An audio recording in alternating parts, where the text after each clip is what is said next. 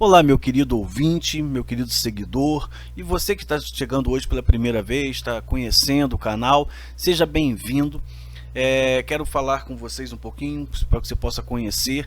Essa página é a página do Estudos Eckhart, que ela também faz parte de uma outra página chamada Escola Bíblica Virtual, né? E a Estudos Eckhart, ela é uma página onde a gente tem estudos teológicos, estudos que apresenta para você um pouco mais de conhecimento. Então, que você possa entender um pouco mais da Bíblia. Esse é o ponto principal, né? Junto aos Estudos Eckhart, nós temos a Escola Bíblica Virtual, que são estudos bíblicos, estudos voltados de texto da Bíblia, fazendo a sua exegese de uma forma mais compreensível, utilizando uma hermenêutica, trabalhando com línguas, com contextos históricos, filosóficos, para que você possa conhecer a Bíblia. A ideia é dar um recurso a mais para quem quer estudar a Bíblia, para quem quer pregar, para quem quer dar uma aula, poder capacitar, ajudar você. Então, estamos aqui com a Escola Bíblica Virtual. Nós temos essa página tanto no Facebook quanto no YouTube. Então, se você não está inscrito, que você se inscreva, que você clique ali no sininho também para receber os vídeos novos que chegam, as notificações. Se você está no Facebook, que você possa seguir e também clicar no sininho para que você possa estar recebendo as notificações. E interaja, participe, fale dos estudos, o que você acha, se você quer mais estudos, se você tem umas dúvidas, alguma coisa que eu possa estar ajudando você, possa estar auxiliando você a conhecer mais a Bíblia. O intuito aqui é estar sempre capacitando as pessoas, passando um pouco do meu conhecimento para vocês. E meu nome é Tione Eckhart, eu sou teólogo, pastor, escritor, professor e mestre em psicologia, e tenho aqui passado um pouco do meu conhecimento querendo ajudar vocês. Espero que você goste, e estou fazendo agora uma sequência de estudos. Estou agora com um estudo de Atos, capítulo 2 de Atos, sendo que nós acabamos os primeiros estudos de Atos. Faço estudos curtos para que você possa conhecer, talvez no máximo até 15 minutos ou um pouquinho, que você possa entender dentro de um texto. Então nós vamos começar capítulo 2, então que você possa acompanhar. O capítulo 2, versículo 1 a 4, fala da descida do Espírito Santo. Vamos então conhecer o texto. Diz lá o texto: ao cumprir-se o dia de Pentecostes, estavam todos reunidos no mesmo lugar. Ao cumprir-se o quê? Depois, né? Após Jesus ter aparecido. É o que consta lá em Atos 1:3. Diz: a este também, depois de ter padecido, se apresentou vivo com muitas provas incontestáveis, aparecendo durante 40 dias e falando as coisas concernentes ao reino de Deus. Esses estudos sobre Atos, capítulo 1, estão os 3 primeiros vídeos que já foram passados e estão aí à frente. Então você pode conhecer melhor sobre isso. Após Jesus ter passado aqui os 40 dias, passaram-se aí mais ou menos uns 10 dias, alguns dias a mais, para completar após a Páscoa 50 dias, né, 40 dias após a ressurreição. Chega o dia de Pentecostes. Então, eles estão ali o total de 50 dias. O dia de Pentecostes era uma festa do final da colheita dos grãos. Era uma festa de ação de graças, com sacrifícios e doações pela colheita feita por todos, inclusive pelos peregrinos, pelos estrangeiros, né? E todos iam até Jerusalém levar a sua oferta a Deus, seu agradecimento. Levítico 23, de 15 a 21, fala a respeito disso, que diz: contarei para vós outros desde o dia imediato ao sábado, desde o dia em que trouxerdes o molho de oferta movida, 7 semanas inteiras, até o dia de imediato ao 7º sábado, contarei 50 dias. Então trareis nova oferta de manjares ao Senhor. Das vossas moradas trazeis 2 pães para serem movidos, de 2 dízimas de uma efa de farinha serão, levedados se cozerão, são primícias ao Senhor. Com o pão oferecereis 7 cordeiros, sem defeito de 1 ano, e 1 novilho e 2 carneiros. Holocaustos serão ao Senhor com a sua oferta de manjares e suas libações por oferta queimada de aroma agradável ao Senhor.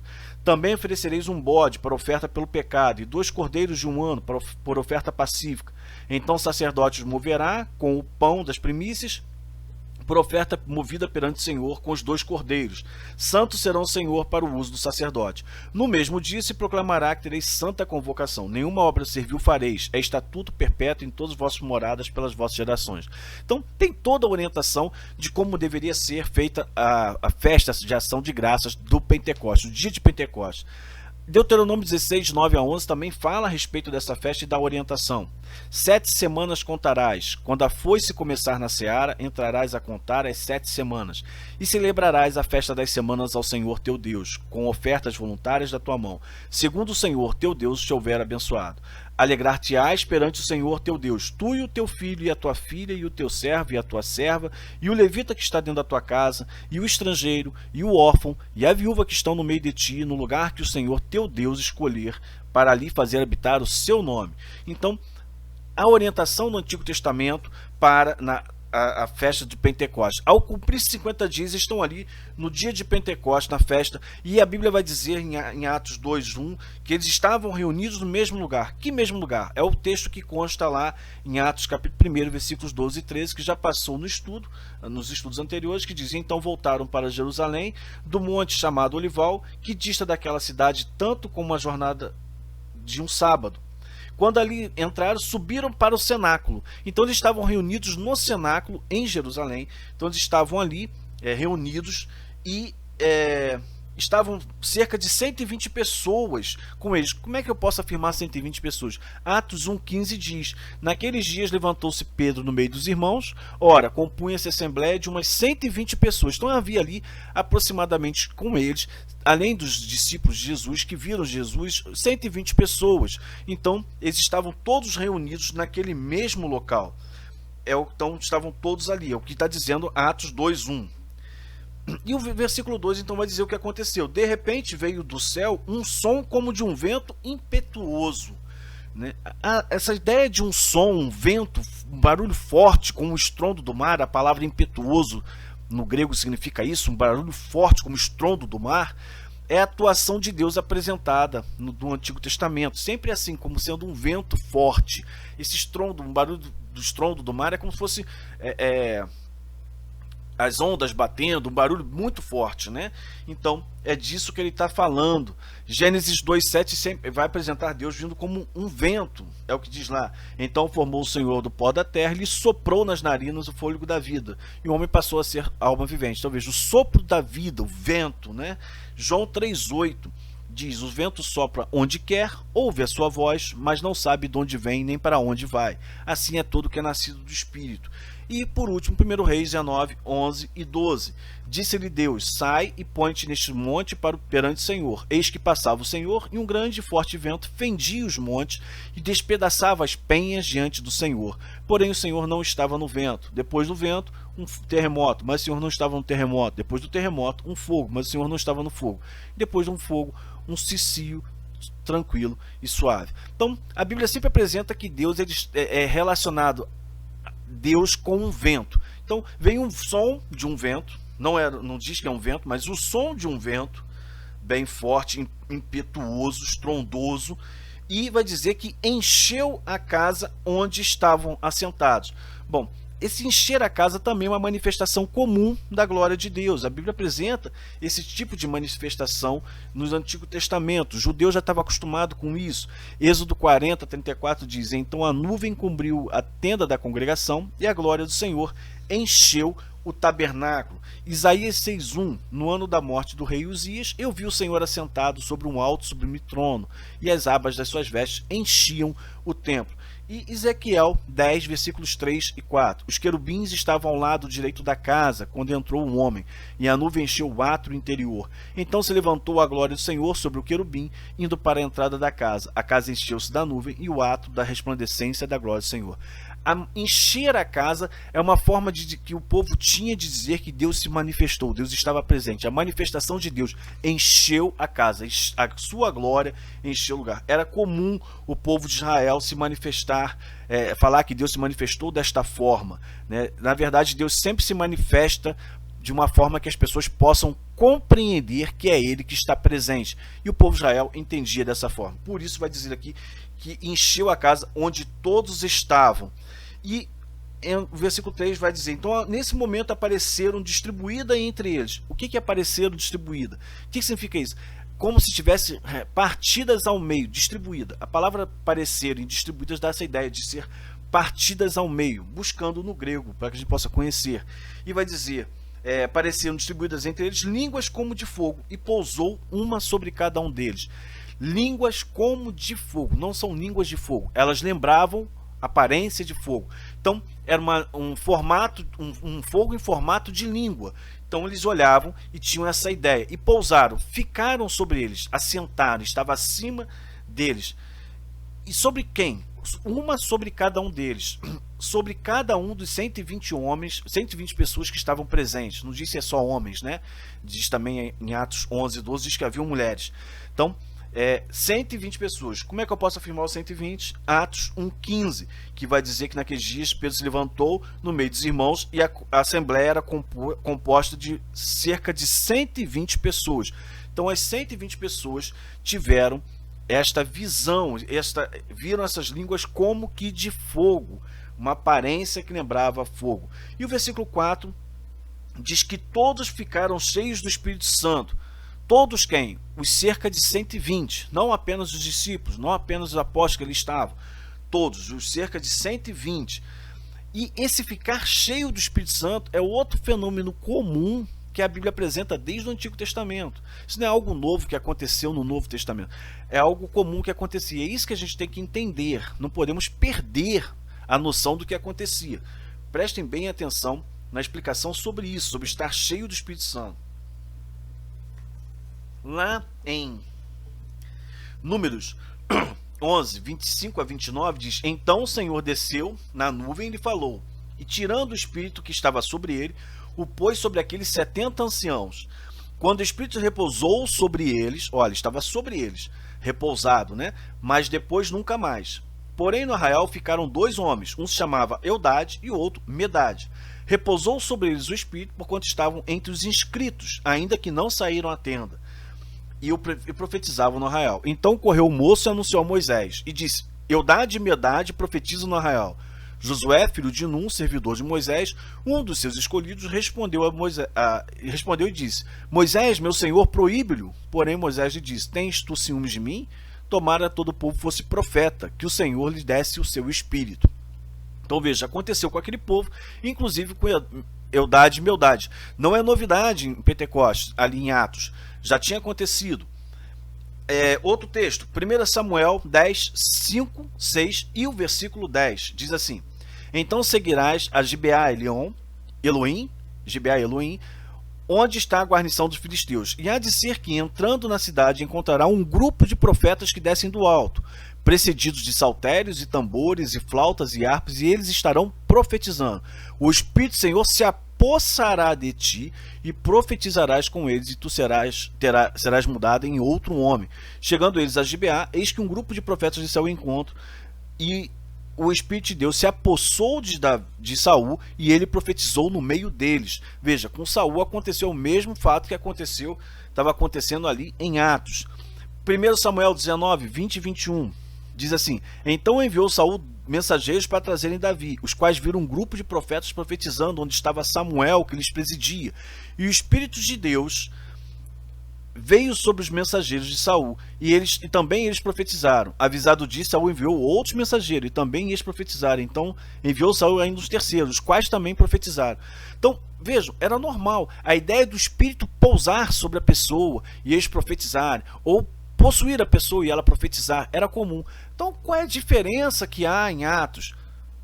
Nenhuma. O que acontece é que o povo ficou um tempo sem ter esse tipo de manifestação de Deus diante do seu povo, de pessoas falarem de forma que todos possam conhecer o que Deus está querendo para o seu povo. Como é que a gente pode conhecer isso e entender isso? Né? Em Joel a gente vai ver. Só para a gente encerrar, o 1 Reis 22:10 diz a mesma coisa.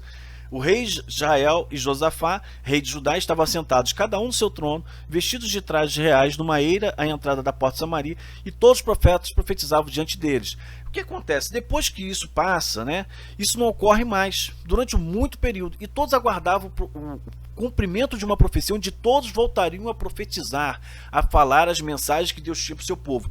Quem diz isso? Joel 2, 28 a 32. E acontecerá depois que derramarei o meu espírito sobre toda a carne, vossos filhos e vossas filhas profetizarão, vossos velhos sonharão, vossos jovens terão visões, e até sobre os servos e sobre as servas derramarei o meu espírito naqueles dias. Mostrarei prodígios no céu e na terra, sangue, fogo, colunas de fumaça. O sol se converterá em trevas e a lua em sangue, até que venha o grande e terrível dia do Senhor. E acontecerá que todo aquele que invocar o nome do Senhor será salvo. Porque no monte Sião e em Jerusalém estarão os que forem salvos, como o Senhor prometeu, e entre os sobreviventes aqueles que o Senhor chamar. Então, aqui uma profecia em Joel do que ia acontecer no futuro, até o fim do mundo, a volta de Jesus, o dia do juízo. Ele estava aguardando, e isso aconteceu em Atos. Eles voltaram a profetizar, Deus voltou a fazer o que ele fazia com o povo lá no passado, que ele fez com Saul, que ele fez com reis, que ele fez com tantas pessoas. Ele voltou a fazer. E todos os cerca de 120 começaram, que diz o texto, passaram a falar em línguas, em outras línguas, segundo o Espírito lhe concedia que falassem. Aí que vem o grande mistério da coisa, que as pessoas mais questionam, né?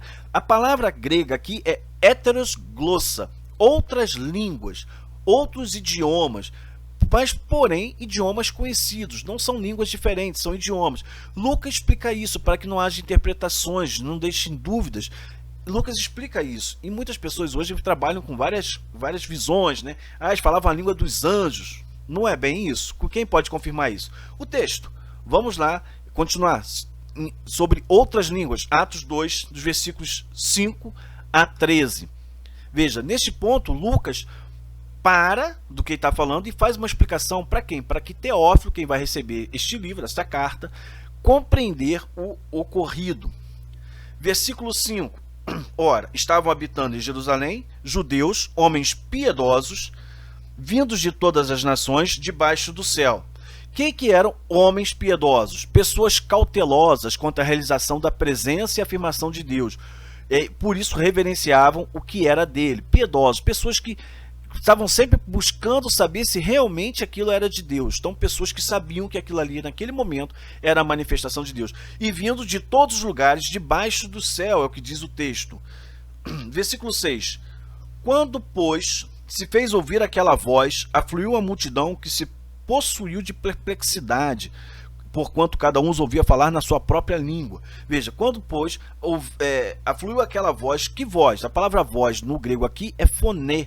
Foné de som, daí vem fonema, fonética, né? Fone, som. Eles ouviram o estrondo do vento, aquela voz, e o que mais ouviram? Ouviram falar em sua língua, em glossa, dialeto. Eles ouviram falar em seus dialetos. Mas não, você está falando, você está colocando dialeto, a Bíblia não diz dialeto. Diz, olha o que diz. Quando, pois,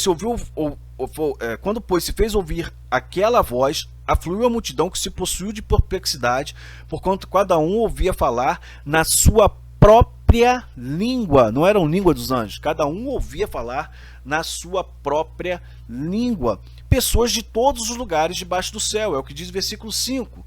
E no versículo 7 vai dizer, eles ficaram atônitos, eles ficaram confusos, perplexos. Estando, pois, atônitos, se admiravam, dizendo, vede, não são porventura galileus todos esses que estão aí falando? Eles são galileus. Galileu é um povo mais da roça, no interior, não tem muito estudo. Eles não estão falando a nossa língua? 120 pessoas, cada um falando, e eu estou ouvindo no meu idioma. Ah, eu sou de um outro idioma. Então, veja, isso que é muito importante. Era um povo, os galileus eram aquele povo que conhecia muito mal a língua grega ou hebraica. Eles falavam aramaico, muito arrastado. Então é disso que ele está falando. E eles ficavam maravilhados, ficaram atônitos, né? E o versículo 8, então, vai dizer para a gente o que eles estavam passando. O versículo 8 vai mostrar para a gente o que eles estavam vivendo naquele momento ali que deixou todos eles maravilhados. Diz então, e como nos ouvimos falar cada um em nossa própria língua materna. Olha, não é a língua dos anjos. Os 120 pessoas estavam falando, cada um, e eles estavam ouvindo falar na sua língua materna, dialeto local de onde nasceram. Então veja, quem fala que aconteceu em Atos 2 é a língua dos anjos, uma língua que ninguém conhecia, é porque não pega o resto do texto. O texto deixa bem claro que eles ouviram falar na sua língua materna, só se alguém veio dos céus, não é verdade? Mas quem é que estava ouvindo isso? Pessoas de vários locais. Mas será que as pessoas a gente não tem como conhecer? Lógico que temos, né? Lucas deixa bem claro, olha o que diz aqui, versículo 9 em diante. Somos partos, medos, elamitas e os naturais da Mesopotâmia, Judéia, Capadócia, Ponto, Ásia, da Frígia, da Panfilha, do Egito, das regiões da Líbia, das imediações de Cirene, e romanos que aqui residem, tanto judeus como prosélitos, cretenses e arábios. Como, pois, ouvimos falar em nossas próprias línguas das grandezas de Deus? Olha, judeus prosélitos são os convertidos ao judaísmo, né? Então, todos eles que estavam ali vieram de tantas regiões, ouviram falar das grandezas que Deus estava fazendo, cada um na sua língua. Não era em aramaico, não era em grego, não era em hebraico, na sua língua. Vamos ver isso no mapa para a gente conhecer. Aqui está o mapa da Judéia. Então, vamos ver aqui para a gente conhecer. Partos, medos, né, o que vai dizer o texto? Elamitas, naturais da Mesopotâmia, Judéia, Capadócia, Ponto, Ásia, Frígia, Panfilha, Egito, regiões da Líbia, mediações de Cirene, judeus prosélitos que eram gentios convertidos ao judaísmo, romanos, cretenses, árabes. Tá aí, o mapa está mostrando pra gente quem eram essas pessoas. Pessoas de tudo quanto é lugar. Eles foram ali para Jerusalém. Jerusalém é o ponto. E eles começaram a ouvir falar das grandezas de Deus, das maravilhas de Deus, o evangelho sendo pregado na sua própria língua. Podemos dizer que foi a primeira mensagem pregada no mundo com tradução simultânea. Entenderam? Não é dom de falar língua dos anjos, mas é o dom de pregar o evangelho falando na língua que as pessoas possam compreender. Veja que coisa maravilhosa. Eu não estou inventando, é o que a Bíblia diz, é o que o texto de Atos 2 diz. Não existe apenas a parte de 1 a 4, e vai até o final do capítulo. Então a gente tem que conhecer. O que mais? O que eles ouviam? Versículo 11 diz, né, que eles ouviam as grandezas de Deus, as maravilhas, as coisas magníficas que Deus fez sobre Jesus. E o que aconteceu? Né? Estavam lá, chegaram, ouviram, ficaram assustados, atônitos, tudo o que acontecia. Alguns zombavam, achavam que estavam bêbados, mas outros começaram a ouvir, o Espírito Santo começou a trabalhar na vida deles. Versículos 12 e 13. Todos atônitos e perplexos interpelavam uns aos outros. O que quer dizer isto?